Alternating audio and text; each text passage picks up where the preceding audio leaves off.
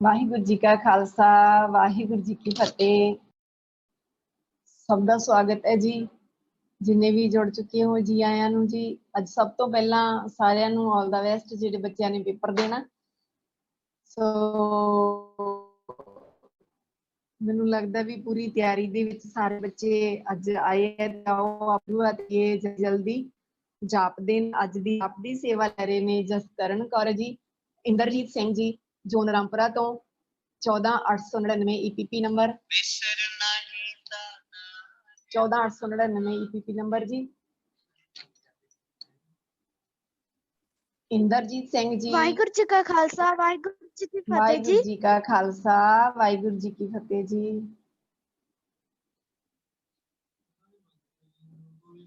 899 zone Rampura. मैं हाँ जी शुरू करो जी।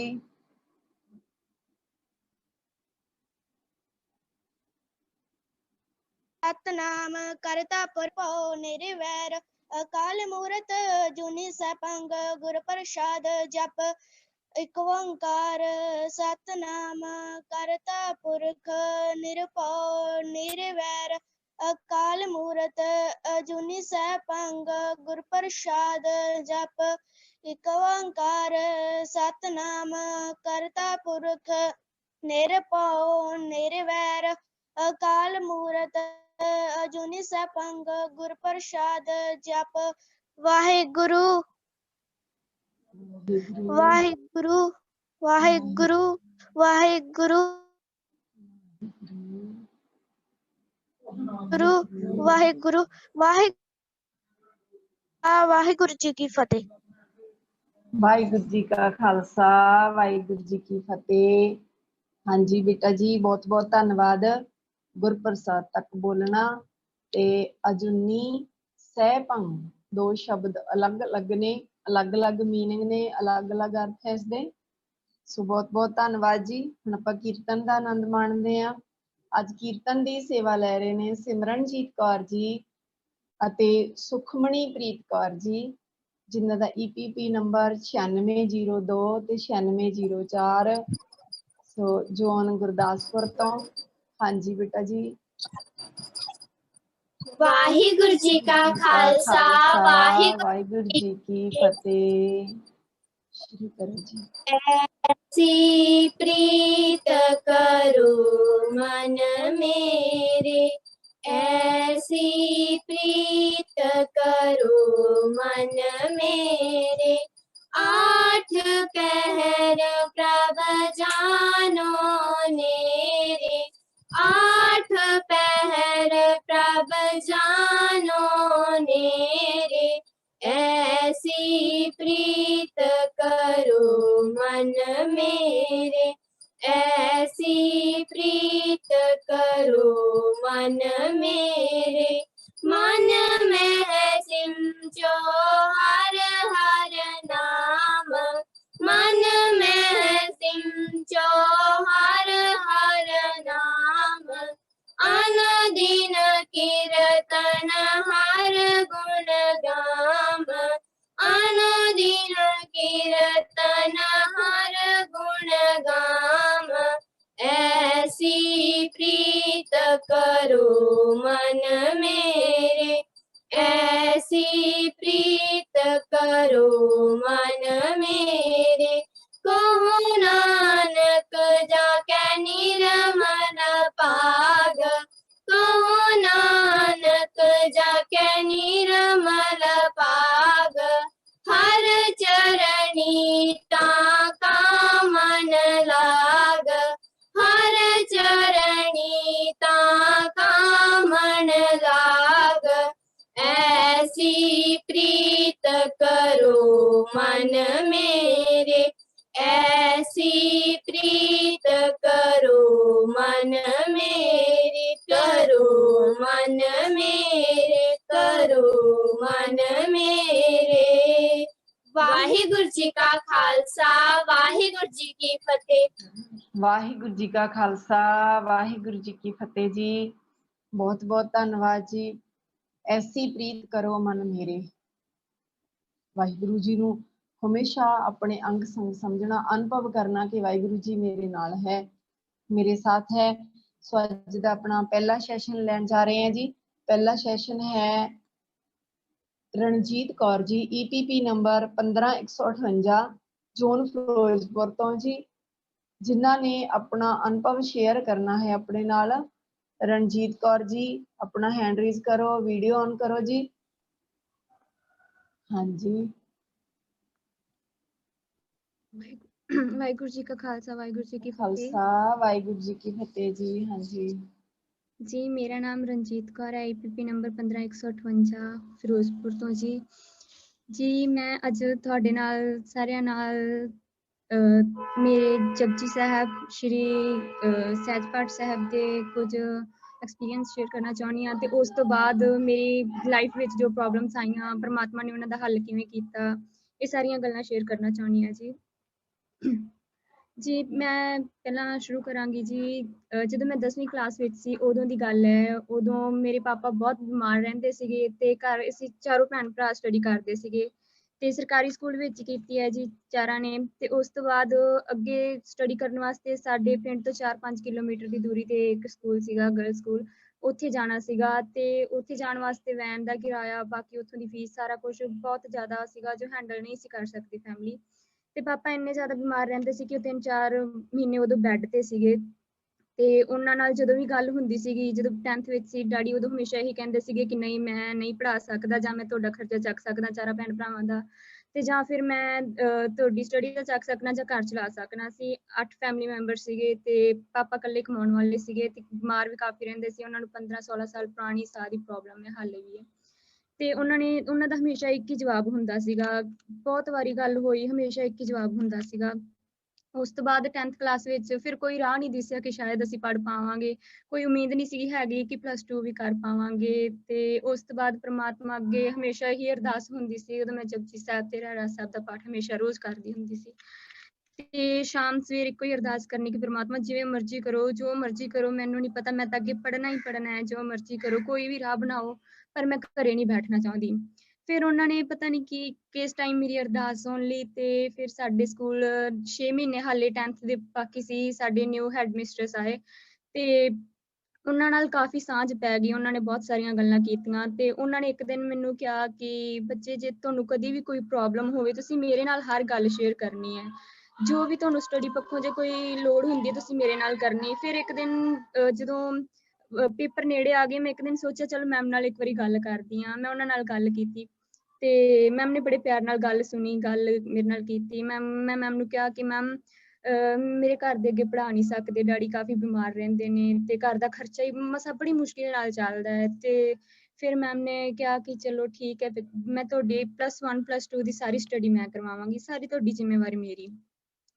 ਤੇ ਫਿਰ ਉਹਨਾਂ ਨੇ ਇੱਕ ਪ੍ਰੋਮਿਸ ਲਿਆ ਕਿ ਰਣਜੀਤ, ਜੇ ਤੇਰੇ 10ਵੀਂ ਵਿੱਚੋਂ ਤੇਰੇ ਤੇ ਤੇਰੀ ਸਿਸਟਰ ਦੇ 80% ਮਾਰਕਸ ਆਉਂਦੇ ਆ, ਤੇ ਫਿਰ ਤੁਹਾਡੀ ਸਾਰੀ ਸਟੱਡੀ ਦਾ ਖਰਚਾ ਮੈਂ ਚੁੱਕਾਂਗੀ।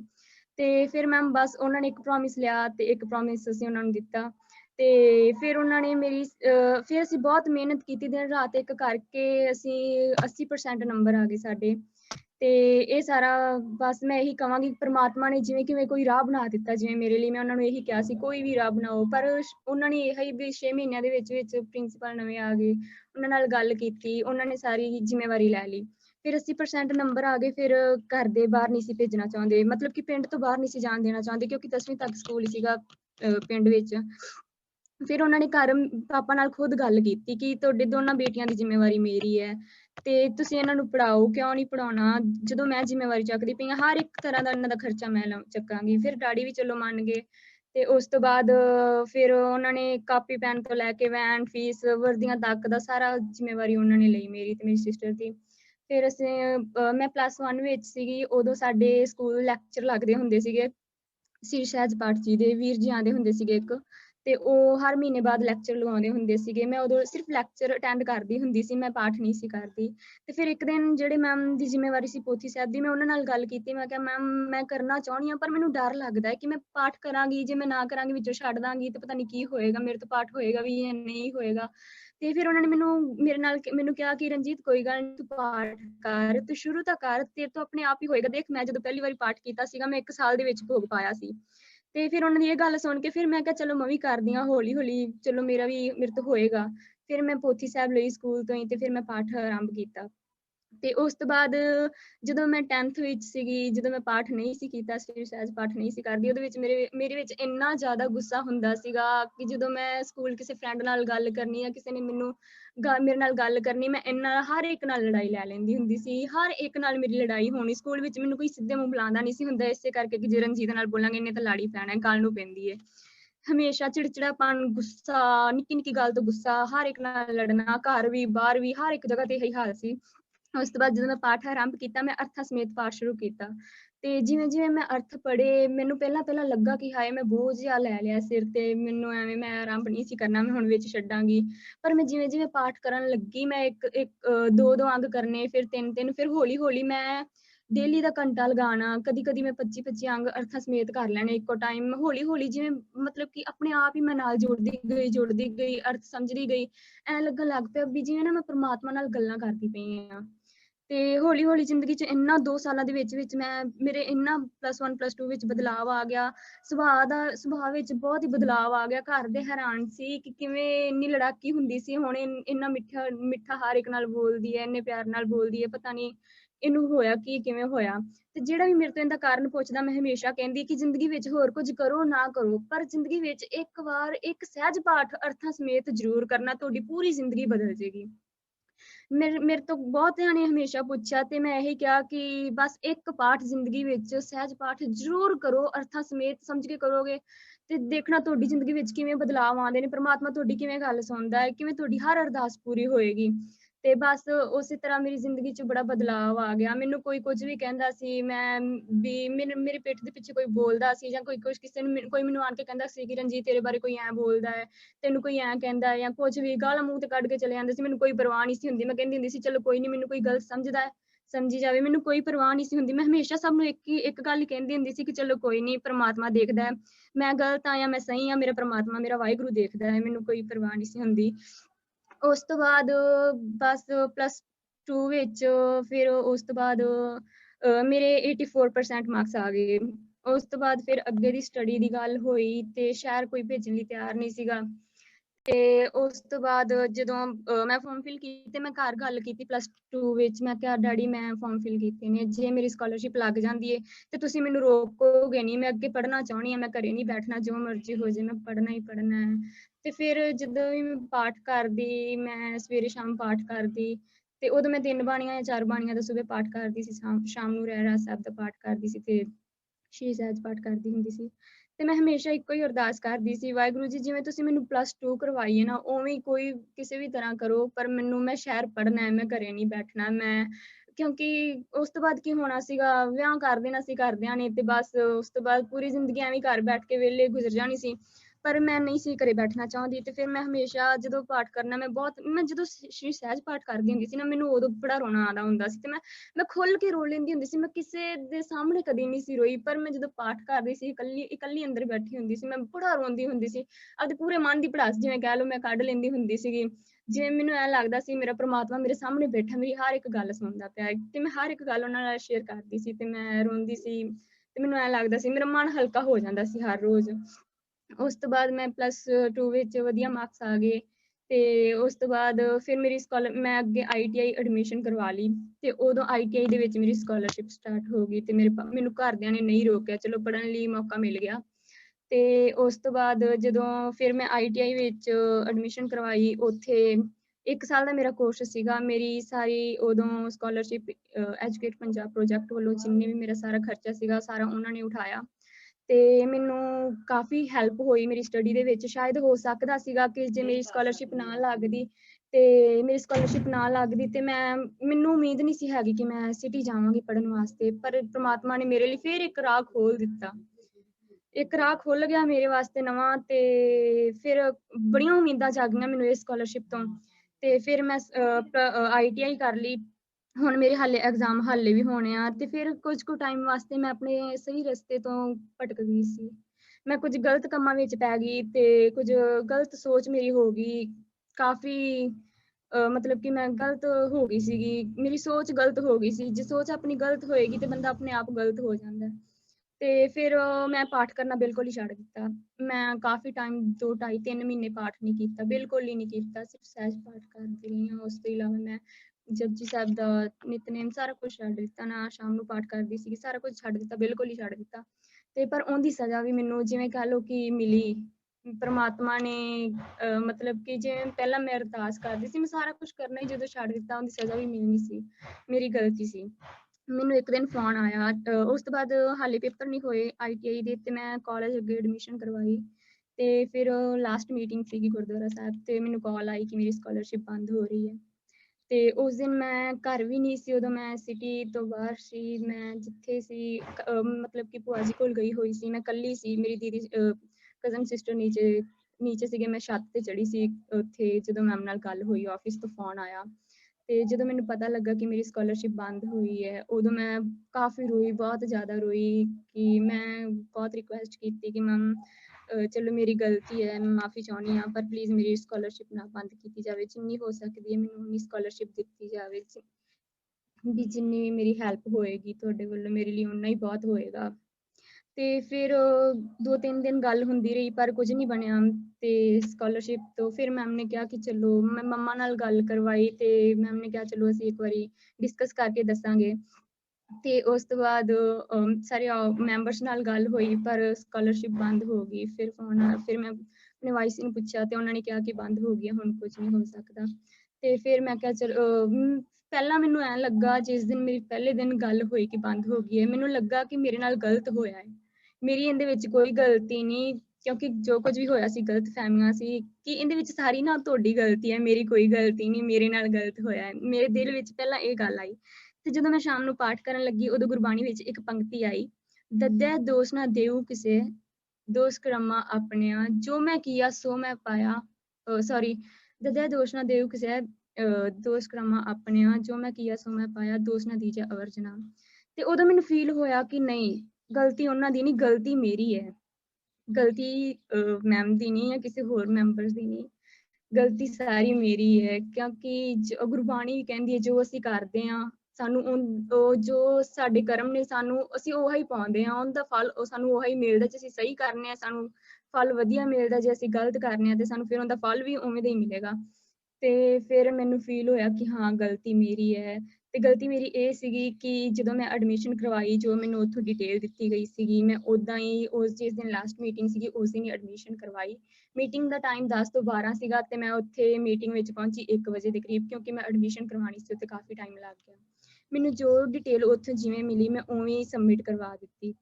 ਮੈਂ ਦੇਖਿਆ ਨਹੀਂ ਕਿ ਉਹਦੇ ਉੱਪਰ ਕਿਹੜੀ ਫੀਸ ਹੈ, ਕਿਹੜੀ ਨਹੀਂ ਹੈ, ਤੇ ਮੈਂ ਉਵੇਂ ਉੱਥੇ ਸਬਮਿਟ ਕਰਵਾ ਦਿੱਤੀ। ਮੈਂ ਕੁਝ ਨਹੀਂ ਦੇਖਿਆ, ਫੋਟੋ ਸਟੇਟ ਕਰਵਾਈ, ਬਾਹਰੋਂ ਗੁਰਦੁਆਰੇ ਗਏ, ਗੁਰਦੁਆਰਾ ਸਾਹਿਬ ਜਾ ਕੇ ਮੱਥਾ ਟੇਕਿਆ, ਤੇ ਉੱਥੇ ਉਵੇਂ ਹੀ ਸਰ ਨੂੰ ਸਬਮਿਟ ਕਰਵਾ ਦਿੱਤੀ। ਤੇ ਉਸ ਤੋਂ ਬਾਅਦ ਮੇਰੀ ਗਲਤੀ ਇਹ ਸੀ ਕਿ ਮੈਂ ਪਹਿਲਾਂ ਕੁਝ ਵੀ ਕਨਫਰਮ ਨਹੀਂ ਕੀਤਾ। ਤੇ ਹੋਰ ਵੀ ਕੁਝ ਗਲਤੀਆਂ ਸੀਗੀਆਂ ਕਿ ਮੈਂ ਐਡਮਿਸ਼ਨ ਕਰਵਾਈ, ਮੇਰੇ ਵਾਸਤੇ EPB ਐਜੂਕੇਟ ਪੰਜਾਬ ਪ੍ਰੋਜੈਕਟ ਨੇ ਇੰਨਾ ਕੁਝ ਕੀਤਾ, ਮੈਂ ਇੱਕ ਵਾਰੀ ਵੀ ਉਹਨਾਂ ਤੋਂ ਸਲਾਹ ਨਹੀਂ ਲਈ ਕਿ ਮੈਮ ਮੈਨੂੰ ਅੱਗੇ ਕੀ ਕਰਨਾ ਚਾਹੀਦਾ, ਕਿਹੜੇ ਰਸਤੇ ਤੇ ਤੁਰਨਾ ਚਾਹੀਦਾ। ਮੈਂ ਉਹਨਾਂ ਤੋਂ ਬਿਨਾਂ ਪੁੱਛੇ ਦੱਸੇ ਐਡਮਿਸ਼ਨ ਕਰਵਾ ਲਈ। ਮੇਰੀ ਸਭ ਤੋਂ ਵੱਡੀ ਗਲਤੀ ਇਹ ਸੀ। ਦੂਸਰੀ ਕਿ ਮੈਂ ਫੀਸ ਡਿਟੇਲ ਕਨਫਰਮ ਨਹੀਂ ਕੀਤੀ। ਇਹ ਸਾਰੀਆਂ ਮੇਰੀਆਂ ਗਲਤੀਆਂ ਸੀਗੀਆਂ। ਤੇ ਉਸ ਤੋਂ ਬਾਅਦ ਫਿਰ ਚਲੋ ਬੰਦ ਹੋ ਗਈ ਸਕਾਲਰਸ਼ਿਪ। ਫਿਰ ਮੈਂ ਕਿਹਾ ਚਲੋ ਕੋਈ ਗੱਲ ਨਹੀਂ, ਪਰਮਾਤਮਾ ਇੱਕ ਰਾਹ ਬੰਦ ਕਰਦਾ ਹੈ ਤਾਂ 10 ਰਸਤੇ ਖੋਲਦਾ ਹੈ। ਚਲੋ ਮੇਰੀ ਗਲਤੀ ਸੀ ਵੀ ਤੇ ਨਹੀਂ ਵੀ ਸੀ, ਫਿਰ ਵੀ ਮੈਂ ਐਜੂਕੇਟ ਪੰਜਾਬ ਪ੍ਰੋਜੈਕਟ ਵੱਲੋਂ ਵਾਰ-ਵਾਰ ਮਾਫੀ ਮੰਗਦੀ ਹਾਂ, ਹੱਥ ਜੋੜ ਕੇ ਮਾਫੀ ਮੰਗਦੀ ਹਾਂ।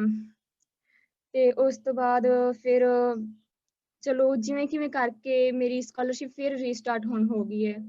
ਤੇ ਹੁਣ ਮੈਂ ਸਿਰਫ ਇਹਦੇ ਵਿੱਚ ਇਹੀ ਕਹਾਂਗੀ ਕਿ ਜੋ ਕੀਤਾ ਪਰਮਾਤਮਾ ਨੇ ਮੇਰੇ ਲਈ ਬੜਾ ਸਹੀ ਕੀਤਾ। ਮੇਰੀ ਅੰਕਲ ਜੀ ਨਾਲ ਗੱਲ ਹੋਈ, ਉਹਨਾਂ ਨੇ ਮੈਨੂੰ ਦੁਬਾਰਾ ਤੋਂ ਫਿਰ ਪਾਠ ਨਾਲ ਜੋੜਿਆ ਤੇ ਪ੍ਰੋਮਿਸ ਕੀਤਾ ਕਿ ਬੱਚੇ ਜੇ ਤੂੰ ਪਾਠ ਕਰੇਂਗੀ ਤੇ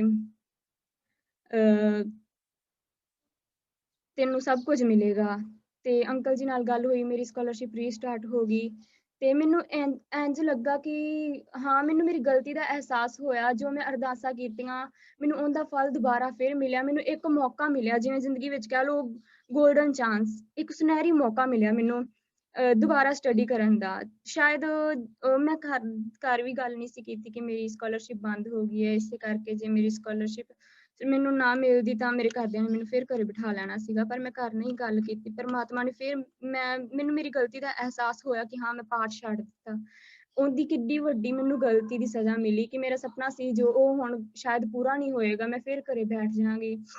ਮੈਂ ਅਰਦਾਸਾਂ ਕੀਤੀਆਂ ਤੇ ਪਰਮਾਤਮਾ ਨੇ ਫਿਰ ਇੱਕ ਚਾਂਸ ਦਿੱਤਾ। ਤੇ ਮੈਂ ਹੁਣ ਤੁਹਾਨੂੰ ਸਭ ਨੂੰ ਇਹੀ ਕਹਿਣਾ ਚਾਹੁੰਦੀ ਹਾਂ ਕਿ ਜੋ ਕਰਦਾ ਹੈ ਪਰਮਾਤਮਾ ਆਪਣੇ ਲਈ ਹਮੇਸ਼ਾ ਸਹੀ ਕਰਦਾ ਹੈ। ਆਪਾਂ ਨੂੰ ਕਦੀ ਵੀ ਪਰਮਾਤਮਾ ਨੂੰ ਨਹੀਂ ਭੁੱਲਣਾ ਚਾਹੀਦਾ। ਪਰਮਾਤਮਾ ਆਪਾਂ ਨੂੰ ਕਦੀ ਨਹੀਂ ਭੁੱਲਦਾ, ਪਰ ਆਪਾਂ ਪਰਮਾਤਮਾ ਨੂੰ ਹਮੇਸ਼ਾ ਭੁੱਲ ਜਾਂਦੇ ਹਾਂ। ਉਹ ਹਮੇਸ਼ਾ ਆਪਣੇ ਅੰਗ ਸੰਗ ਹੈ, ਉਹਨਾਂ ਦੇ ਭਾਣੇ ਵਿੱਚ ਰਹਿ ਕੇ ਆਪਾਂ ਨੂੰ ਸਾਰਾ ਕੁਝ ਕਰਨਾ ਚਾਹੀਦਾ ਹੈ ਤੇ ਉਹਨਾਂ ਦੇ ਹਰ ਭਾਣੇ ਨੂੰ ਮਿੱਠਾ ਮੰਨ ਕੇ ਅੱਗੇ ਵਧਣਾ ਚਾਹੀਦਾ ਹੈ। ਤੇ ਬਸ ਇੱਕ ਗੱਲ ਹੁੰਦੀ ਹੈ ਵਿਸ਼ਵਾਸ ਦੀ।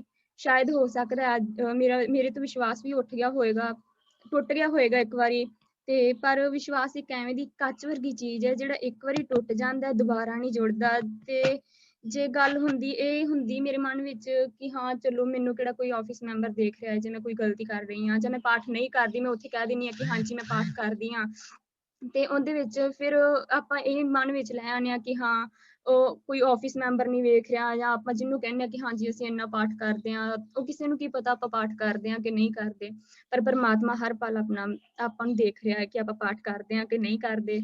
ਤੇ ਉਸ ਦੀ ਫਿਰ ਬਸ ਆਪਣੇ ਜੋ ਆਪਣੀ ਸੋਚ ਸੀਗੀ ਤੇ ਕੁਝ ਮੇਰੀਆਂ ਗਲਤੀਆਂ ਸੀਗੀਆਂ, ਉਹਨਾਂ ਵਾਸਤੇ ਮੈਂ ਇੱਕ ਵਾਰੀ ਫਿਰ ਤੋਂ ਸਾਰੇ ਸਟਾਫ ਮੈਂਬਰਸ, EPP ਮੈਂਬਰਸ ਸਾਰਿਆਂ ਤੋਂ ਮਾਫੀ ਮੰਗਦੀ ਹਾਂ ਕਿ ਚਲੋ ਮੈਨੂੰ ਤੇ ਤੁਹਾਡਾ ਬਹੁਤ ਬਹੁਤ ਬਹੁਤ ਧੰਨਵਾਦ ਕਰਦੀ ਹਾਂ ਕਿ ਤੁਸੀਂ ਮੈਨੂੰ ਇੱਕ ਚਾਂਸ ਦਿੱਤਾ ਅੱਗੇ ਵਧਣ ਦਾ। ਅੰਕਲ ਜੀ ਦਾ ਬਹੁਤ ਬਹੁਤ ਧੰਨਵਾਦ, ਉਹਨਾਂ ਨੇ ਮੇਰੀ ਗੱਲ ਸੁਣੀ ਤੇ ਮੈਨੂੰ ਇੱਕ ਮੌਕਾ ਦਿੱਤਾ।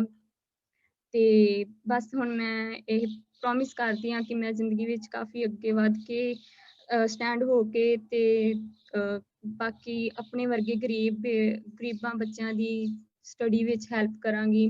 ਮੈਂ ਕਹਿੰਦੀ ਹੁੰਦੀ ਸੀ ਕਿ ਜਦੋਂ ਮੈਂ ਜੌਬ ਲੱਗ ਗਈ ਨਾ, ਮੈਂ ਪਹਿਲੀ ਤਨਖਾਹ ਗੁਰਦੁਆਰਾ ਸਾਹਿਬ ਦੇ ਕੇ ਆਉਣੀ ਹੈ। ਤੇ ਫਿਰ ਇੱਕ ਦਿਨ ਜਦੋਂ ਮੈਨੂੰ ਮੇਰਾ ਹੀ ਮਹਿਸੂਸ ਹੋਇਆ ਕਿ ਹਾਏ ਮੈਂ ਇੰਨੀ ਗਰੀਬ ਹੋਣ ਕਰਕੇ ਸਟੱਡੀ ਨਹੀਂ ਕਰ ਸਕਦੀ, ਫਿਰ ਫੀਲ ਹੋਇਆ ਕਿ ਨਹੀਂ, ਗੁਰਦੁਆਰਾ ਸਾਹਿਬ ਨੂੰ ਤਾਂ ਲੋਕੀ ਪਹਿਲਾਂ ਹੀ ਭੇਟਾਂ ਬਹੁਤ ਕਰ ਰਹੇ ਨੇ, ਕਿਸ ਕੰਮ ਹੈ ਉਹ ਜਿਹੜੇ ਸੋਨਾ ਇੰਨਾ ਚੜਾ ਰਹੇ ਨੇ, ਕਿਸ ਕੰਮ ਹੈ।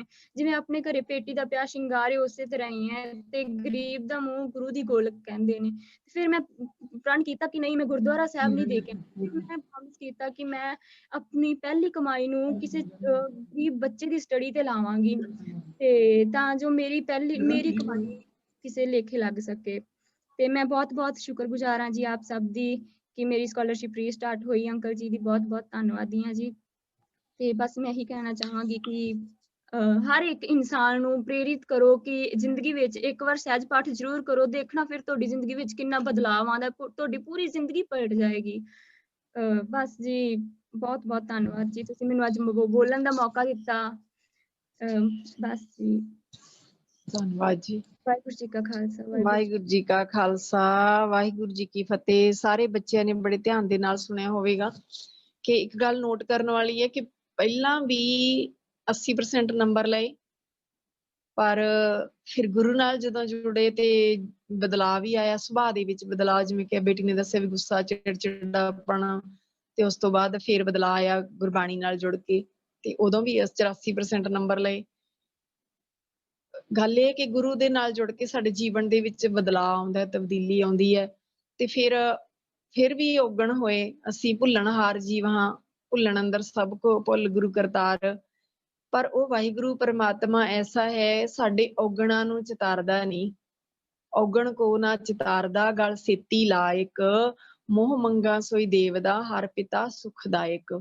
ਉਹ ਸਾਡੇ ਮਾਤਾ ਪਿਤਾ ਦੀ ਨਿਆਈ, ਸਾਡੇ ਔਗਣ ਨਹੀਂ ਚਿਤਾਰਦਾ, ਅਕਿਰਤ ਘਣਾ ਨੂੰ ਵੀ ਪਾਲਦਾ। ਭਾਵੇਂ ਅਸੀਂ ਭੁੱਲ ਜਾਂਦੇ ਹਾਂ, ਪਰ ਉਹ ਵਾਹਿਗੁਰੂ ਪਰਮਾਤਮਾ ਆਪਣੇ ਬੱਚਿਆਂ ਨੂੰ ਹਮੇਸ਼ਾ ਬੱਚਿਆਂ ਦੀ ਤਰ੍ਹਾਂ ਪਾਲਦਾ ਹੈ। ਸੋ ਬਹੁਤ ਬਹੁਤ ਧੰਨਵਾਦ ਜੀ, ਬੜਾ ਪਿਆਰਾ ਜਿਹੜਾ ਆਪਣੇ ਨਾਲ ਅਨੁਭਵ ਸ਼ੇਅਰ ਕੀਤਾ ਬੇਟੀ ਨੇ। ਹੁਣ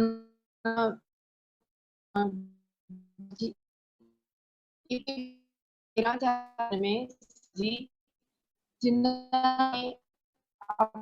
ਇੱਕ ਵਿਅਰ ਕਰਨਾ ਹੈ ਜੀ, ਉੱਚੇ ਆਚਾ ਸੋਮਾ ਸਾਹਿਬ ਸ਼੍ਰੀ ਗੁਰੂ ਗ੍ਰੰਥ ਸਾਹਿਬ ਜੀ, ਜ਼ੋਨ ਮੋਗਾ ਤੋਂ, EPP ਨੰਬਰ 13/499, ਸਿਮਰਨਜੀਤ ਕੌਰ ਜੀ, ਜਿਨ੍ਹਾਂ ਦਾ ਵਿਸ਼ਾ ਹੈ ਉੱਚੇ ਆਚਰਣ ਦਾ ਸੋਮਾ ਸਾਹਿਬ ਸ਼੍ਰੀ ਗੁਰੂ ਗ੍ਰੰਥ ਸਾਹਿਬ ਜੀ। हाँ जी बेटा जी जुड़ चुके वाहिगुरू जी का खालसा वाहिगुरू जी की फतेह। करो। हाँ जी मैम, आवाज आ रही है? वाहिगुरू, आवाज आ रही है जी? आ रही है जी। वाहिगुरू जी का खालसा वाहिगुरू जी की फतेह। My name is Simranjit Kaur and my EPP number is 13499. I want to discuss about the Guru Granth Sahib Ji, a character builder for mankind. ਮੈਂ ਅੱਜ ਆਪ ਜੀ ਦੇ ਨਾਲ ਗੁਰੂ ਗ੍ਰੰਥ ਸਾਹਿਬ ਜੀ ਮਨੁੱਖਤਾ ਲਈ ਇੱਕ ਉੱਚੇ ਆਚਰਣ ਦਾ ਸੋਮਾ ਹਨ, ਇਸ ਬਾਰੇ ਵਿਚਾਰ ਸਾਂਝੇ ਕਰਨਾ ਚਾਹੁੰਦੀ ਹਾਂ। The real behavior of a human being is revealed when no one is looking at him. ਮਨੁੱਖ ਦਾ ਅਸਲੀ ਆਚਰਣ ਉਸ ਸਮੇਂ ਪਤਾ ਲੱਗਦਾ ਹੈ ਜਦੋਂ ਉਸ ਨੂੰ ਕੋਈ ਦੇਖ ਨਾ ਰਿਹਾ ਹੋਵੇ।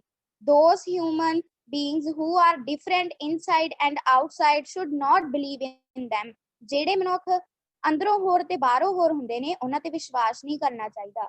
ਗੁਰੂ ਜੀ ਸੇਜ਼, ਗੁਰੂ ਜੀ ਕਹਿੰਦੇ ਹਨ, ਦਿਲੋਂ ਮੁਹੱਬਤ ਜਿਨ ਸੇਈ ਸੱਚਿਆ, ਜਿਨ ਮਨ ਹੋਰ ਮੁਖ ਹੋਰ ਸੇ ਕਾਂਡੇ ਕਚਿਆ। Meaning those who have one thing in their heart and something else in their mouth are just to be false. ਭਾਵ ਕਿ ਜਿਨ੍ਹਾਂ ਮਨੁੱਖਾਂ ਦਾ ਰੱਬ ਨਾਲ ਦਿਲੋਂ ਪਿਆਰ ਹੁੰਦਾ ਹੈ ਉਹ ਸੱਚੇ ਭਗਤ ਹੁੰਦੇ ਨੇ, ਭਾਵ ਕਿ ਸੱਚੀ ਭਗਤੀ ਕਰਨ ਵਾਲੇ ਹੁੰਦੇ ਨੇ। ਪਰ ਜਿਨ੍ਹਾਂ ਦੇ ਮਨ ਵਿੱਚ ਹੋਰ ਹੈ ਤੇ ਮੂੰਹੋਂ ਕੁਝ ਹੋਰ ਆਖਦੇ ਨੇ, ਉਹ ਕੱਚੇ ਭਗਤ ਆਖੇ ਜਾਂਦੇ ਨੇ। ਸੋ ਸਾਨੂੰ ਸੱਚੇ ਭਗਤ ਬਣਨਾ ਚਾਹੀਦਾ ਹੈ ਜੀ। Guru Granth Sahib ji is the source of a high standard of conduct with the help of which we can understand the hukam of Akal Purakh and walk according to that hukam. Guru Granth Sahib ji ਇੱਕ ਉੱਚੇ ਆਚਰਣ ਦਾ ਸੋਮਾ ਹੈ, ਜਿਸ ਦੀ ਸਹਾਇਤਾ ਨਾਲ ਅਸੀਂ ਅਕਾਲ ਪੁਰਖ ਦੇ ਹੁਕਮ ਨੂੰ ਸਮਝ ਸਕਦੇ ਹਾਂ ਤੇ ਉਸ ਦੇ ਹੁਕਮ ਅਨੁਸਾਰ ਚੱਲ ਸਕਦੇ ਹਾਂ। When the human beings understand that everything is happening according to the hukam of Akal Purakh and the being itself, he can't even do it. ਜਦੋਂ ਜੀਵ ਨੂੰ ਇਹ ਸਮਝ ਆਉਂਦੀ ਹੈ ਕਿ ਸਭ ਅਕਾਲ ਪੁਰਖ ਦੇ ਹੁਕਮ ਅਨੁਸਾਰ ਹੋ ਰਿਹਾ ਹੈ ਤਾਂ ਜੀਵ ਆਪ ਕੁਝ ਵੀ ਨਹੀਂ ਕਰ ਸਕਦਾ ਹੈ। Then his ego starts to decline, due to which his closeness with Akal Purakh starts to increase. ਤਾਂ ਫਿਰ ਮਨੁੱਖ ਦੀ ਹਉਮੈ ਘਟਣੀ ਸ਼ੁਰੂ ਹੋ ਜਾਂਦੀ ਹੈ, ਜਿਸ ਸਦਕਾ ਉਸ ਦੀ ਅਕਾਲ ਪੁਰਖ ਨਾਲ ਨੇੜਤਾ ਵਧਣੀ ਸ਼ੁਰੂ ਹੋ ਜਾਂਦੀ ਹੈ। He attains the name of the giver of spiritual life. ਉੱਚਾ ਆਚਰਣ ਤੇ ਉੱਚੀ ਵਿਚਾਰ ਕੇਵਲ ਸ਼ਬਦ ਗੁਰੂ ਤੋਂ ਹੀ ਮਿਲ ਸਕਦੀਆਂ ਹਨ। He renounces the company of another woman, foreign wealth, greed, ego, vices, evil deeds, evil intention, ungratefulness, lust and so on. ਜਿਹੜਾ ਮਨੁੱਖ ਗੁਰੂ ਦੇ ਸ਼ਬਦ ਨੂੰ ਆਪਣੇ ਹਿਰਦੇ ਵਿੱਚ ਵਸਾ ਲੈਂਦਾ ਹੈ, ਉਹ ਪਰਾਈ ਇਸਤਰੀ ਦਾ ਸੰਗ, ਪਰਾਇਆ ਧਨ, ਲਾਲਚ, ਹਉਮੈ, ਵਿਸ਼ਿਆਂ ਵਿਕਾਰਾਂ, ਮੰਦੇ ਕਰਮ, ਭੈੜੀ ਨੀਅਤ, ਪਰਾਈ ਨਿੰਦਿਆ, ਕਾਮ, ਕ੍ਰੋਧ, ਇਹਨਾਂ ਸਭ ਨੂੰ ਤਿਆਗ ਦਿੰਦਾ ਹੈ। The deeds done in accordance with the hukam and raja of Akal Purakh are inferior to all kind of deeds. ਹਰੇਕ ਕਰਮ ਸਦਾ ਸਥਿਰ ਰਹਿਣ ਵਾਲੇ ਪਰਮਾਤਮਾ ਦੇ ਨਾਮ ਰੂਪੀ ਅੰਮ੍ਰਿਤ ਤੋਂ ਘਟੀਆ ਹੈ ਜੀ। ਅਕਾਲ ਪੁਰਖ ਦੇ ਹੁਕਮ ਤੇ ਰਜਾ ਅਨੁਸਾਰ ਕੀਤੇ ਗਏ ਕਰਮ ਸਭ ਤਰ੍ਹਾਂ ਦੇ ਕੀਤੇ ਗਏ ਧਰਮਾਂ ਨਾਲੋਂ ਸ੍ਰੇਸ਼ਟ ਹਨ। All religious rituals are performed in the name of Akal Purakh. ਸਾਰੀਆਂ ਧਾਰਮਿਕ ਰਸਮਾਂ ਅਕਾਲ ਪੁਰਖ ਦੇ ਨਾਮ ਵਿੱਚ ਹੀ ਆ ਜਾਂਦੀਆਂ ਹਨ। In the name of Akal Purakh, only good life is examined and practiced. Akal Purakh ਦੇ ਨਾਮ ਵਿੱਚ ਹੀ ਚੰਗੇ ਜੀਵਨ ਦੀ ਜਾਂਚ ਤੇ ਆਚਰਣ ਹੈ ਜੀ। Therefore, Guru Granth Sahib Ji should consider the virtues of Akal Purakh through Ankit Gurbani and the precious qualities should be a part of our life. ਇਸ ਲਈ ਗੁਰੂ ਗ੍ਰੰਥ ਸਾਹਿਬ ਜੀ ਵਿੱਚ ਅੰਕਿਤ ਗੁਰਬਾਣੀ ਦੁਆਰਾ ਅਕਾਲ ਪੁਰਖ ਦੇ ਗੁਣਾਂ ਬਾਰੇ ਵਿਚਾਰ ਕਰਨੀ ਚਾਹੀਦੀ ਹੈ ਤੇ ਉਹਨਾਂ ਅਨਮੋਲ ਗੁਣਾਂ ਨੂੰ ਆਪਣੇ ਜੀਵਨ ਦਾ ਹਿੱਸਾ ਬਣਾਉਣਾ ਚਾਹੀਦਾ ਹੈ ਤੇ ਸਾਨੂੰ ਕੱਚੇ ਭਗਤ ਨਹੀਂ ਸੱਚੇ ਭਗਤ ਬਣਨਾ ਚਾਹੀਦਾ ਹੈ। ਇੰਨੀਆਂ ਕੁ ਬੇਨਤੀਆਂ ਪ੍ਰਵਾਨ ਕਰਨੀਆਂ ਜੀ। ਹੋਈਆਂ ਭੁੱਲਾਂ ਦੀ ਖਿਮਾ। ਵਾਹਿਗੁਰੂ ਜੀ ਕਾ ਖਾਲਸਾ ਵਾਹਿਗੁਰੂ ਜੀ ਕੀ ਫਤਿਹ। ਵਾਹਿਗੁਰੂ ਜੀ ਕਾ ਖਾਲਸਾ ਵਾਹਿਗੁਰੂ ਜੀ ਕੀ ਫਤਿਹ। ਤੇ ਸਨ ਬੇਟੀ ਸਿਮਰਨਜੀਤ ਕੌਰ ਜੀ ਮੋਗਾ ਜ਼ੋਨ ਤੋਂ ਬਹੁਤ ਬਹੁਤ ਧੰਨਵਾਦ ਜੀ। ਬੇਟੀ ਨੇ ਉੱਚੇ ਆਚਰਣ ਦਾ ਸੋਮਾ ਸਾਹਿਬ ਸ੍ਰੀ ਗੁਰੂ ਗ੍ਰੰਥ ਸਾਹਿਬ ਜੀ ਸੱਚੋਂ ਉਰੇ ਸਭ ਕੋ ਉੱਪਰ ਸੱਚ ਆਚਾਰ। ਸੱਚ ਤੋਂ ਸਾਰੀਆਂ ਚੀਜ਼ਾਂ ਥੱਲੇ ਨੇ, ਸਭ ਗੱਲਾਂ ਥੱਲੇ ਨੇ, ਪਰ ਇੱਕੋ ਇੱਕ ਉੱਚਾ ਸੁੱਚਾ ਆਚਰਣ ਜਿੱਥੋਂ ਸੱਚ ਉਪਜਦਾ ਹੈ ਉਹ ਹੈ ਸਾਹਿਬ ਸ੍ਰੀ ਗੁਰੂ ਗ੍ਰੰਥ ਸਾਹਿਬ ਜੀ ਦੀ ਬਾਣੀ। ਆਦਿ ਸੱਚ ਜੁਗਾਦ ਸੱਚ ਹੈ ਭੀ ਸੱਚ, ਨਾਨਕ ਹੋਸੀ ਭੀ ਸੱਚ, ਜੁਗੋ ਜੁਗ ਅਟਲ ਸਾਹਿਬ ਸ੍ਰੀ ਗੁਰੂ ਗ੍ਰੰਥ ਸਾਹਿਬ ਜੀ। ਸੋ ਬਹੁਤ ਬਹੁਤ ਧੰਨਵਾਦ ਜੀ। ਅਸੀਂ ਸਾਰੀ ਗੁਰਬਾਣੀ ਦੇ ਨਾਲ ਜੁੜ ਕੇ ਉਸ ਸੱਚ ਦੇ ਨਾਲ ਜੁੜਨਾ ਹੈ ਤੇ ਉੱਚਾ ਸੁੱਚਾ ਆਚਰਣ ਬਣਾਉਣਾ ਹੈ। ਸੋ ਹੁਣ ਇੱਕ ਬੇਟੀ ਹੋਰ ਗੁਰਪ੍ਰੀਤ ਕੌਰ ਜੀ, ਜੋਨ ਅੰਮ੍ਰਿਤਸਰ ਅਜਨਾਲਾ ਤੋਂ ਜੀ, ਜਿਨ੍ਹਾਂ ਨੇ ਆਪਣਾ ਅਨੁਭਵ ਸ਼ੇਅਰ ਕਰਨਾ ਹੈ। ਬੇਟੀ ਗੁਰਪ੍ਰੀਤ ਕੌਰ ਜੀ, ਆਪਣੇ ਵੀਡੀਓ ਔਨ ਕਰਕੇ ਹੈਂਡ ਰੇਜ਼ ਕਰੋ ਜੀ। ਵਾਹਿਗੁਰੂ ਜੀ ਕਾ ਖਾਲਸਾ ਖਾਲਸਾ ਵਾਹਿਗੁਰੂ ਜੀ ਕੀ ਫਤਿਹ। ਜੀ ਮੈਂ ਪਹਿਲਾਂ ਤੁਹਾਨੂੰ ਸਾਰਿਆਂ ਨੂੰ ਭਾਈ ਤਾਰੂ ਸਿੰਘ ਜੀ ਦੇ ਜਨਮ ਦਿਹਾੜੇ ਦੀਆਂ ਬਹੁਤ ਬਹੁਤ ਵਧਾਈਆਂ ਹੋਣ। ਅੱਜ ਮੈਂ ਤੁਹਾਡੇ ਸਾਰਿਆਂ ਨਾਲ ਆਪਣਾ ਐਕਸਪੀਰੀਅੰਸ ਸ਼ੇਅਰ ਕਰਨ ਜਾ ਰਹੀ ਹਾਂ। ਮੈਨੂੰ ਬੋਲਣਾ ਤਾਂ ਕੁਝ ਆਉਂਦਾ ਨਹੀਂ ਹੈ, ਬਟ ਮੈਂ ਟਰਾਈ ਕਰੂੰਗੀ ਕਿਉਂਕਿ ਮੈਨੂੰ ਅੰਕਲ ਜੀ ਨੇ ਕਿਹਾ ਸੀ ਕਿ ਹਾਂ ਤੂੰ ਟਰਾਈ ਕਰ। ਕਿ ਮੈਂ ਕਿਹਾ ਸੀ ਮੇਰੇ ਵਿੱਚ ਕੌਨਫੀਡੈਂਸ ਨਹੀਂ ਹੈ, ਬਟ ਫਿਰ ਵੀ ਮੈਂ ਟਰਾਈ ਕਰਾਂਗੀ। ਦੈਨ ਮੈਂ ਤੁਹਾਨੂੰ ਆਪਣਾ ਐਕਸਪੀਰੀਅੰਸ ਦੱਸੂਗੀ ਕਿ ਮੈਂ ਬਚਪਨ ਤੋਂ ਗੁਰਬਾਣੀ ਦੇ ਨਾਲ ਨਹੀਂ ਜੁੜੀ ਸੀ। ਇਹਦਾ ਰੀਜ਼ਨ ਇਹ ਸੀ ਕਿ ਸਾਡੇ ਏਰੀਏ ਦੇ ਵਿੱਚ ਜਾਂ ਸਾਡੀ ਫੈਮਿਲੀ ਦੇ ਵਿੱਚ ਇਸ ਤਰ੍ਹਾਂ ਦਾ ਕੁਝ ਨਹੀਂ ਸੀਗਾ ਕਿ ਨਾ ਕੋਈ ਮੰਮਾ ਸੀ। ਮੰਮਾ ਜਾਂਦੇ ਸੀ, ਸਿਰਫ ਗੁਰਦੁਆਰਾ ਸਾਹਿਬ ਜਾਂਦੇ ਸੀ, ਮੱਥਾ ਟੇਕ ਕੇ ਘਰੇ ਆ ਜਾਂਦੇ ਸੀ। ਨਾ ਉਹਨਾਂ ਨੇ ਸਾਨੂੰ ਕਿਹਾ ਕਿ ਹਾਂ ਸਾਨੂੰ ਗੁਰਦੁਆਰੇ ਜਾਣਾ ਚਾਹੀਦਾ ਹੈ, ਤੁਹਾਨੂੰ ਵੀ ਜਾਣਾ ਚਾਹੀਦਾ ਹੈ, ਕਿ ਗੁਰੂ ਸਾਨੂੰ ਬਹੁਤ ਕੁਝ ਦਿੰਦੇ ਨੇ। ਨਾ ਹੀ ਅਸੀਂ ਕਦੇ ਪੁੱਛਿਆ ਕਿ ਹਾਂ ਤੁਸੀਂ ਕਿਉਂ ਜਾਂਦੇ ਹੋ, ਕਿਵੇਂ ਜਾਂਦੇ ਹੋ, ਨਾ ਹੀ ਤੁਹਾਨੂੰ ਬਾਰੇ ਪਤਾ ਸੀਗਾ। ਤੇ ਡੇਲੀ ਉਹਨਾਂ ਨੇ ਜਾਣਾ, ਪ੍ਰਸ਼ਾਦ ਲੈ ਕੇ ਦੇ ਦੇਣਾ, ਅਸੀਂ ਪ੍ਰਸ਼ਾਦ ਖਾ ਲੈਣਾ, ਬਸ ਇੰਨਾ ਕੁ ਹੁੰਦਾ ਸੀ। ਹਾਂ ਮੰਮਾ ਨੇ ਗੁਰਦੁਆਰੇ ਜਾਣਾ ਹੈ, ਮੰਮਾ ਨੇ ਪ੍ਰਸ਼ਾਦ ਲੈ ਕੇ ਆਣਾ ਹੈ, ਅਸੀਂ ਖਾ ਲੈਣਾ ਹੈ, ਬਸ ਇੰਨੀ ਗੱਲ ਹੁੰਦੀ ਸੀ। ਦੈਨ ਇਸ ਤਰ੍ਹਾਂ ਹੀ ਮਤਲਬ ਸਾਲ ਨਿਕਲਦੇ ਗਏ। ਛੋਟੇ ਹੁੰਦੇ ਵੀਰ ਜੀ ਕਹਿੰਦੇ ਹੁੰਦੇ ਸੀ ਪਾਠ ਕਰਿਆ ਕਰੋ, ਬਸ ਉਹਨਾਂ ਕਹਿ ਛੱਡਣਾ, ਸੁਣ ਛੱਡਣਾ, ਬਸ ਠੀਕ ਹੈ, ਇਸ ਤੋਂ ਅੱਗੇ ਕੁਝ ਵੀ ਨਹੀਂ। ਦੈਨ ਫਿਰ ਮਤਲਬ ਮੈਂ 7th ਕਲਾਸ 'ਚ ਸੀਗੀ ਤੇ ਮੇਰੀ ਫਰੈਂਡ ਸੀ, ਉਹਨੇ ਮੈਨੂੰ ਸੁਜੈਸਟ ਕੀਤਾ, ਕਹਿੰਦੀ ਕਿ ਹਾਂ ਸਾਨੂੰ ਪਾਠ ਕਰਨਾ ਚਾਹੀਦਾ ਹੈ, ਪਾਠ ਦੀ ਅਰਦਾਸ ਦੇ ਵਿੱਚ ਬਹੁਤ ਸ਼ਕਤੀ ਹੈ। ਦੈਨ ਉਸ ਟਾਈਮ 7th ਕਲਾਸ ਦੇ ਵਿੱਚ ਮੈਂ ਫਸਟ ਟਾਈਮ ਚੌਪਈ ਸਾਹਿਬ ਦਾ ਪਾਠ ਕੀਤਾ ਸੀਗਾ। ਮੈਨੂੰ ਅੱਜ ਵੀ ਯਾਦ ਹੈ ਕਿ ਮੈਂ ਚੌਪਈ ਸਾਹਿਬ ਦਾ ਪਾਠ 7th ਕਲਾਸ ਦੇ ਵਿੱਚ ਯਾਦ ਕੀਤਾ ਸੀਗਾ, ਜੋ ਕਿ ਹੁਣ ਜਿੰਨੇ ਵੀ ਕੈਂਪ ਦੇ ਵਿੱਚ ਬੱਚੇ ਜੁੜ ਰਹੇ ਨੇ ਉਹਨਾਂ ਨੂੰ ਕਮ ਸੇ ਕਮ ਪੂਰਾ ਸਾਰਿਆਂ ਨੂੰ ਹੀ ਨਿਤਨੇਮ ਆਉਂਦਾ ਹੋਵੇਗਾ, ਤੇ ਮੈਨੂੰ ਨਹੀਂ ਆਉਂਦਾ ਸੀਗਾ। ਮੈਂ ਜੋ ਵੀ ਬੋਲ ਰਹੀ ਹਾਂ ਸੱਚ ਬੋਲ ਰਹੀ ਹਾਂ, ਮੈਨੂੰ ਨਹੀਂ ਆਉਂਦਾ ਸੀਗਾ। ਦੈਨ ਥੋੜਾ ਬਹੁਤ ਉਸ ਟਾਈਮ ਤੋਂ ਸ਼ੁਰੂ ਕੀਤਾ ਕਿ ਹਾਂ ਮੈਂ ਪਾਠ ਕਰਿਆ ਕਰਨਾ ਵਾ। ਤੇ ਹਾਂ ਮਤਲਬ ਕਿ ਬਹੁਤ ਵਧੀਆ ਲੱਗਿਆ ਉਸ ਟਾਈਮ ਪਾਠ ਕਰਕੇ ਕਿ ਜੋ ਵਾਹਿਗੁਰੂ ਜੀ ਤੋਂ ਮੰਗਿਆ ਉਹਨਾਂ ਨੇ ਦਿੱਤਾ ਸੀਗਾ। ਮਤਲਬ ਮੇਰੇ ਬ੍ਰਦਰ ਦੋਨੋਂ ਮੇਰੇ ਤੋਂ ਵੱਡੇ ਸੀ ਤੇ ਮੈਂ ਮਤਲਬ ਛੋਟੇ ਹੁੰਦੇ ਇਹ ਗੱਲ ਕਹੀ ਕਿ ਬਾਬਾ ਜੀ ਮੈਨੂੰ ਨਾ ਕੋਈ ਇਹੋ ਜਿਹਾ ਪਰਸਨ ਦਿਓ ਜਿਹੜਾ ਮੇਰੇ ਨਾਲ ਲੜਿਆ ਕਰੇ, ਮੈਂ ਉਹਦੇ ਨਾਲ ਖੇਡਿਆ ਕਰਾਂ, ਖੇਡਣ ਲਈ ਕੋਈ ਨਹੀਂ ਆ, ਦੋਨੋਂ ਵੱਡੇ ਨੇ, ਮੈਂ ਕਿਹਦੇ ਨਾਲ ਖੇਡਾਂ। ਦੈਨ ਉਸ ਟਾਈਮ ਮਤਲਬ ਮੈਂ ਗੁਰਦੁਆਰਾ ਸਾਹਿਬ ਜਾ ਕੇ ਅਰਦਾਸ ਕੀਤੀ ਸੀ ਤੇ ਮਤਲਬ ਕਿ ਜਿਵੇਂ ਆਪਾਂ ਦੁਨਿਆਵੀ ਚੀਜ਼ਾਂ ਮੰਗਦੇ ਆ ਇਸ ਤਰ੍ਹਾਂ ਮੈਂ ਮੰਗਿਆ ਸੀਗਾ। ਦੈਨ ਵਾਹਿਗੁਰੂ ਜੀ ਨੇ ਮੈਨੂੰ ਇੱਕ ਛੋਟਾ ਜਿਹਾ ਭਤੀਜਾ ਦਿੱਤਾ ਸੀਗਾ। ਉਸ ਟਾਈਮ ਸ਼ਾਇਦ ਉਸ ਟਾਈਮ ਤੋਂ ਹੀ ਮੇਰਾ ਬਲੀਵ ਬਣ ਗਿਆ ਕਿ ਹਾਂ ਸਾਨੂੰ ਪਾਠ ਕਰਨਾ ਚਾਹੀਦਾ ਹੈ। ਦੈਨ ਫਿਰ ਮੇਰੀ 10th ਕਲਾਸ ਹੋਈ ਤੇ ਘਰ ਦੇ ਕਹਿੰਦੇ ਕਿ ਨਹੀਂ ਅੱਗੇ ਮਤਲਬ ਪੜ੍ਹਾਉਣ ਲਈ ਇੰਨਾ ਖਰਚਾ ਨਹੀਂ ਹੈਗਾ ਤੇ ਡੇਲੀ ਜਾਣਾ, ਉਹਦਾ ਕਿਰਾਇਆ ਵਗੈਰਾ ਸਾਡੇ ਤੋਂ ਨਹੀਂ ਦੇ ਹੋਣਾ, ਅਸੀਂ ਨਹੀਂ ਐਫਰਟਸ ਕਰ ਸਕਦੇ, ਤੇ ਤੁਸੀਂ ਦੇਖ ਲਓ ਕਿਵੇਂ ਕਰਨਾ ਵਾ। ਤੇ 10th ਦਾ ਰਿਜ਼ਲਟ ਹਲੇ ਆਉਣਾ ਬਾਕੀ ਸੀਗਾ। ਮੈਂ 10th ਵਿੱਚ ਮੈਨੂੰ ਪਤਾ ਸੀ ਕਿ ਇਹ ਸਿਚੁਏਸ਼ਨ ਹੋਣੀ ਹੈ ਮੇਰੇ ਨਾਲ, ਬਟ ਮੈਂ 10th 'ਚ ਇਸ ਲਈ ਕਰਕੇ ਬਹੁਤ ਜ਼ਿਆਦਾ ਮਿਹਨਤ ਕੀਤੀ ਸੀ ਕਿ ਸ਼ਾਇਦ ਕੁਝ ਹੋਵੇ। ਤੇ ਮੇਰੇ ਟੀਚਰਸ ਨੇ ਕਿਹਾ ਕਿ ਹਾਂ ਜੇ ਤੂੰ ਵਧੀਆ ਮਾਰਕਸ ਮਤਲਬ ਲਏਂਗੀ ਤਾਂ ਫਿਰ ਸ਼ਾਇਦ ਤੇਰੀ ਸਟੱਡੀ ਫ੍ਰੀ ਹੋ ਸਕੇ, ਕਿਉਂਕਿ +1 +2 ਦੇ 2 ਸਕੂਲ ਖੁੱਲੇ ਸੀ, ਮਤਲਬ ਕਾਫੀ ਸਕੂਲ ਖੁੱਲੇ ਸੀ, ਮੈਰੀਟੋਰੀਅਸ ਸਕੂਲ ਸ਼ਾਇਦ ਕਈਆਂ ਨੇ ਸੁਣਿਆ ਹੋਵੇ। ਤੇ ਉਸ ਟਾਈਮ ਮਤਲਬ ਕਹਿੰਦੇ ਸੀ ਕਿ 80% ਤੋਂ ਅਬਵ ਲੈਂਦੇ ਆ ਤਾਂ ਉਹਨਾਂ ਨੂੰ ਐਡਮਿਸ਼ਨ ਮਿਲ ਗਿਆ। ਤੇ ਮੈਂ ਫਿਰ 10th 'ਚ ਇਸੇ ਕਰਕੇ ਬਹੁਤ ਜ਼ਿਆਦਾ ਮਿਹਨਤ ਕੀਤੀ ਕਿ ਸ਼ਾਇਦ ਅਗਰ ਘਰ ਦੇ ਨਹੀਂ ਕਰਵਾ ਪਾਉਣਗੇ ਤੇ ਮੈਂ ਖੁਦ ਕਰਾਂਗੀ। ਦੈਨ ਫਿਰ ਜਦੋਂ 10th ਦਾ ਰਿਜ਼ਲਟ ਆਇਆ ਉਸ ਤੋਂ ਪਹਿਲਾਂ ਮੈਂ ਐਡਮਿਸ਼ਨ ਲੈ ਲਈ ਸੀ, ਬਟ ਸਰਕਾਰੀ ਸਕੂਲ ਦੇ ਵਿੱਚ ਮਤਲਬ ਸਰਕਾਰੀ ਕਾਲਜ ਸੀਗਾ ਉੱਥੇ ਲਿੱਤੀ ਸੀ। ਤੇ ਉਹ ਵੀ ਮਤਲਬ ਕਿ ਮੰਮਾ ਹੋਣੀ ਕਹਿੰਦੇ ਕਿ ਨਹੀਂ ਸਾਡੇ ਤੋਂ ਨਹੀਂ ਇੰਨੀ ਐਡਮਿਸ਼ਨ ਫੀਸ ਦਿੱਤੀ ਜਾਣੀ, ਹਾਫ ਫੀਸ ਦੇਤੀ, ਨੈਕਸਟ ਫੀਸ ਕਹਿੰਦੇ ਨਹੀਂ ਸਾਡੇ ਤੋਂ ਨਹੀਂ ਦਿੱਤੀ ਜਾਣੀ, ਤੂੰ ਛੱਡ ਦੇ। ਮੈਂ ਮਤਲਬ ਵਾਹਿਗੁਰੂ ਜੀ ਅੱਗੇ ਅਰਦਾਸ ਕੀਤੀ ਕਿ ਮੈਂ ਛੱਡਣਾ ਨਹੀਂ ਚਾਹੁੰਦੀ ਹਾਂ, ਮੈਂ ਕੰਟੀਨਿਊ ਕਰਨਾ ਚਾਹੁੰਦੀ ਹਾਂ, ਬਟ ਉਹਨਾਂ ਨੇ ਘਰਦਿਆਂ ਨੇ ਕਿਹਾ ਕਿ ਨਹੀਂ ਕਰਵਾਉਣੀ ਆ ਤੂੰ ਛੱਡ ਦੇ। ਮੈਂ ਛੱਡ ਕੇ ਘਰੇ ਆ ਗਈ। ਉਸ ਟਾਈਮ ਮਤਲਬ ਕਿ 31 ਮਈ ਸੀ ਸ਼ਾਇਦ, ਉਸ ਟਾਈਮ ਰਿਜ਼ਲਟ ਆਇਆ ਤੇ ਮੈਨੂੰ ਪਤਾ ਚੱਲਿਆ ਕਿ ਮੇਰੇ 90% ਮਾਰਕਸ ਆਏ ਨੇ। ਮੈਂ ਬਹੁਤ ਖੁਸ਼ ਹੋਈ। ਸਭ ਤੋਂ ਪਹਿਲਾਂ ਮੈਂ ਆਪਣੇ ਟਿਊਸ਼ਨ ਟੀਚਰ ਸੀਗੇ ਉਹਨਾਂ ਨੂੰ ਦੱਸਿਆ, ਮੈਂ ਕਿਹਾ ਮੇਰੇ 90% ਮਾਰਕਸ ਆਏ ਨੇ ਤੇ ਤੁਸੀਂ ਹੀ ਮੈਨੂੰ ਮਤਲਬ ਇੰਗਲਿਸ਼ ਦੀ ਤਿਆਰੀ ਉਹਨਾਂ ਨੇ ਕਰਵਾਉਂਦੇ ਹੁੰਦੇ ਸੀਗੇ, ਤੇ ਉਹਨਾਂ ਨੇ ਕਿਹਾ ਸੀਗਾ ਕਿ ਹਾਂ ਤੂੰ ਵਧੀਆ ਮਾਰਕਸ ਲੈ ਲਾ ਤੇ ਫਿਰ ਮੈਰੀਟੋਰੀਅਸ ਵਿੱਚ ਐਡਮਿਸ਼ਨ ਕਰਵਾਉਣੀ। ਦੈਨ ਫਿਰ ਮੈਰੀਟੋਰੀਅਸ ਦਾ ਜੋ ਪ੍ਰੋਸੀਜਰ ਚੱਲ ਰਿਹਾ ਸੀ ਮੈਂ ਉਹ ਕੰਟੀਨਿਊ ਕੀਤਾ। +1 +2 ਦੀ ਸਟੱਡੀ ਮੇਰੀ ਫ੍ਰੀ ਹੋਈ, ਕਿਉਂਕਿ ਉੱਥੇ ਕਹਿੰਦੇ ਕਿ 90% ਜਾਂ 80% ਤੋਂ ਅਬਵ ਜਿਹਨਾਂ ਦੀ ਪਰਸੈਂਟੇਜ ਹੁੰਦੀ ਆ ਉਹਨਾਂ ਨੂੰ ਲੈਂਦੇ ਨੇ। ਸਟੱਡੀ ਫ੍ਰੀ ਹੋਈ, ਬੜੀ ਖੁਸ਼ੀ ਹੋਈ ਮੈਨੂੰ ਕਿ ਹਾਂ ਮੇਰੀ +1 +2 ਹੋਈ, ਉਹ ਵੀ ਨਾਨ ਮੈਡੀਕਲ ਦੇ ਵਿੱਚ। ਤੇ ਜਦ ਕਿ ਮੈਂ ਪਹਿਲਾਂ ਲਿੱਤੀ ਸੀ ਜਿਹੜੀ ਗਵਰਨਮੈਂਟ ਸਕੂਲ ਦੇ ਵਿੱਚ, ਉੱਥੇ ਮੈਂ ਆਰਟਸ ਲਿੱਤੀ ਸੀ, ਮੈਨੂੰ ਆਰਟਸ ਦੀ ਕੁਝ ਵੀ ਸਮਝ ਨਹੀਂ ਆਉਂਦੀ ਸੀ ਕਿਉਂਕਿ ਮੇਰਾ ਇੰਟਰਸਟ ਨਹੀਂ ਹੈਗਾ ਸੀ। ਦੈਨ ਫਿਰ +1 +2 ਮਤਲਬ ਨਾਨ ਮੈਡੀਕਲ ਦੇ ਵਿੱਚ ਕੀਤੀ, ਬਹੁਤ ਖੁਸ਼ ਹੋਈ। ਮਤਲਬ ਬਹੁਤ ਪ੍ਰੋਬਲਮਸ ਵੀ ਆਈਆਂ ਸੀਗੀਆਂ, ਇੱਕਦਮ ਗਵਰਨਮੈਂਟ ਤੋਂ ਫਿਰ ਪ੍ਰਾਈਵੇਟ ਜਾਣਾ ਬਹੁਤ ਔਖਾ ਹੋਇਆ ਸੀ। ਬਟ ਵਾਹਿਗੁਰੂ ਜੀ ਨੇ ਬਹੁਤ ਹਿੰਮਤ ਦਿੱਤੀ, ਬਹੁਤ ਬਖਸ਼ਿਸ਼ ਕੀਤੀ ਤੇ ਹੋਸਟਲ ਜਾ ਕੇ ਮੇਰਾ ਹੋਰ ਵੀ ਹੌਸਲਾ ਵੱਧ ਗਿਆ। ਦੈਨ ਫਿਰ ਉਸ ਟਾਈਮ ਮੈਂ ਡੇਲੀ ਪਾਠ ਕਰਨਾ ਤੇ ਹਰ ਸੰਡੇ ਸੁਖਮਨੀ ਸਾਹਿਬ ਦਾ ਪਾਠ ਕਰਦੀ ਹੁੰਦੀ ਸੀ। ਉਸ ਤੋਂ ਪਹਿਲਾਂ ਕੁਝ ਨਹੀਂ ਸੀਗੀ, +1 +2 ਚ ਕੀਤਾ ਸੀਗਾ ਸਟਾਰਟ। ਦੈਨ ਫਿਰ ਜਦੋਂ +1 +2 ਹੋ ਗਈ, ਫਿਰ ਗ੍ਰੈਜੂਏਸ਼ਨ ਚ ਵੀ ਇਹੀ ਪ੍ਰੋਬਲਮ ਕਰਦੇ, ਕਹਿੰਦੇ ਨਹੀਂ ਪੜ੍ਹਾਉਣਾ ਆ ਤੇ ਮੈਂ ਕਹਿੰਦੀ ਸੀ ਮੈਂ ਪੜ੍ਹਨਾ ਵਾ।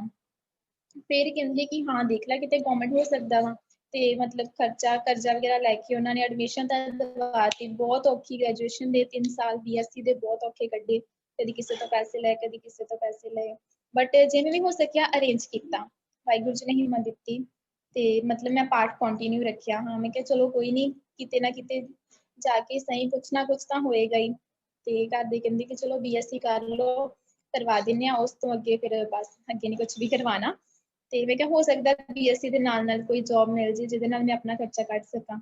ਤੇ ਮਤਲਬ ਕੰਟੀਨਿਊ ਕੀਤੀ, ਗਵਰਨਮੈਂਟ ਕਾਲਜ ਤੋਂ ਕੀਤੀ ਆ ਤੇ ਉਹਦੇ ਨਾਲ ਮਤਲਬ ਨਾਲ ਹੀ ਪਾਠ ਕੰਟੀਨਿਊ ਰੱਖਿਆ ਸੀਗਾ।